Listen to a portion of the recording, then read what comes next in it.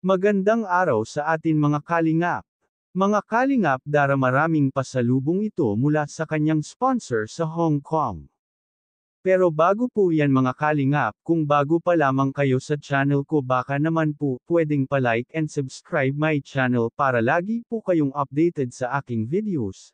At kung pwede sana patapusin muna natin ang video na ito para alam natin ang nilalaman nito at huwag din po natin kalimutan mga kalingap na pakisuportahan ang ama ng kalingap na si Val Santos Matubang at Kalingap Rab Matubang pati na rin ang viewers na laging sumusuporta sa aking channel at reactioners, maraming salamat po.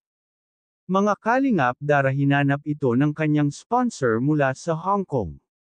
Bakit kaya? Hindi, akala ito ng sponsor ni Dara ay nakasama ito sa Hong Kong kaya niya ito hinanap. Tuwang-tuwa ito dahil nakita ito sila Kuya Rab ng personal kasama ang ibang K-boys at si Joy. Marami pala itong dala na pasalubong para kay Dara.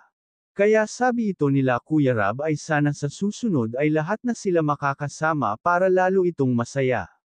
Sobrang natuwa ito si Dara at nagpapasalamat dahil kahit hindi ito nakakasama ay napakadami ng pasalubong nito para na rin daw ito sumama sa Hong Kong. Hindi niya ito akalain na marami pa rin nagmamahal sa kanya kahit sa pamilya niya ay minsan hindi niya ramdam ang kanilang pagmamahal sa kanya. Kaya sabi ito ni Dara mga kalingap napakaswerte niya daw dahil nakilala siya nila Kuya Rab at nagkaroon siya ng mga ate at kuya at higit pa doon ay parang tunay na pamilya na pinaramdam sa kanila ni Bea. Kaya hindi daw ito sasayangin ni Dara ang lahat ng mga tulong na ibinibigay sa kanya ng sponsor lalong-lalo kay Kuya Rab para makatapos siya ng pag-aaral.at dahil sa kanila na bago at naging maganda ang buhay nila magkapatid ni Bea.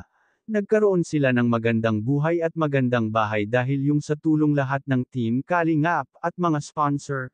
Kaya mga Kalingap hanggang dito na lamang po ang update natin kay Dara. Maraming salamat po. Thank you for watching and God bless us all.